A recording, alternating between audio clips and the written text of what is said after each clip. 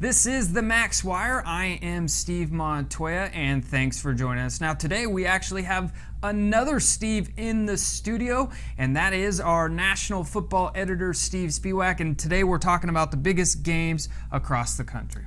Yeah, there is one game that stands out among the rest, Steve. That's St. Thomas Aquinas against John Curtis. This is the biggest game of the weekend, but it's also probably the biggest interstate matchup of the entire season, and one that fans are definitely looking forward to. St. Thomas Aquinas ranks number 3 in our Excellent 25. They're an outstanding program year to year, but in 2013, it looks like they're getting back into that national title contention. They have a quarterback, Wade Freeback, who's committed to Pittsburgh. They have Madre London anchoring the running game. They have an outstanding defensive line and secondary. And this is a team that is only going to get better as the season goes along. And what I love about Aquinas is that they're not afraid to challenge some of the best programs in the country. So this game against Curtis is a phenomenal matchup, but they've also played Don Bosco Prep, De La Salle, Burns, Prattville, Camden County, so just lots of outstanding competition, and that just breeds success at Aquinas. But John Curtis is our defending national champion, and they're going to cause some problems for St. Thomas Aquinas for sure with their Veer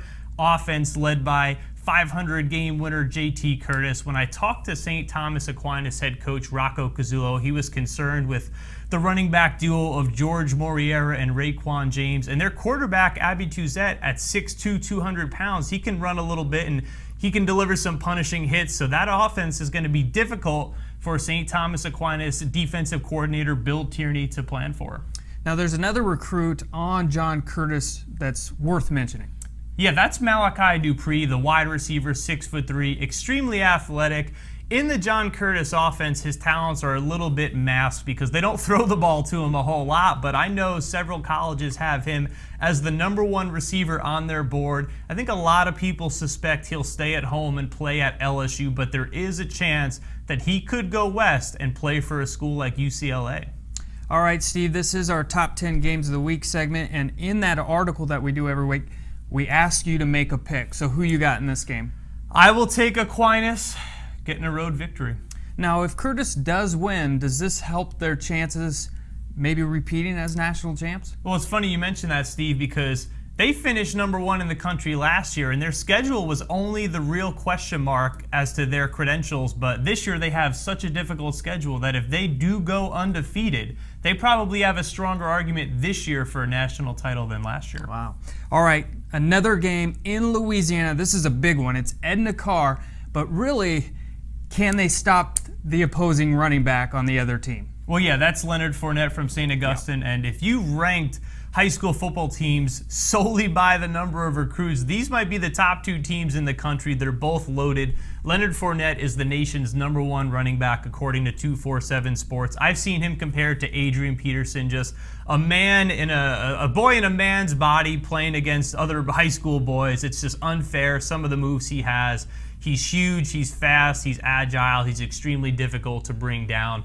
But if there's a team that can slow him down, it could be Speedy Noyle and Edna Carr, because they defeated St. Augustine last year and they've looked really strong so far this year. And this is just a tremendous matchup for high school football fans, but it's also a tremendous matchup for anyone who follows college football, because so many of these players will be playing on Saturdays next year. Okay, and who you got in this game? I will take Edna Carr. And Edna Carr right now is ranked 5th overall nationally. Okay, let's get to a South Carolina battle. This is one we've seen a couple of times since 2004. Burns versus Northwestern. Burns has won both those games. Is this Northwestern's year, you think? I think it is, Steve. I really do. Mason Rudolph, their quarterback who's committed to Oklahoma State, has looked phenomenal. This is his 3rd year starting in head coach Kyle Richardson's air raid offense, and he could probably command the offense in his sleep at this point. So they are certainly going to put up points, and this is going to be one of the biggest games in the state of South Carolina this year. But speaking of putting up points, last weekend Burns hung 82 on a team.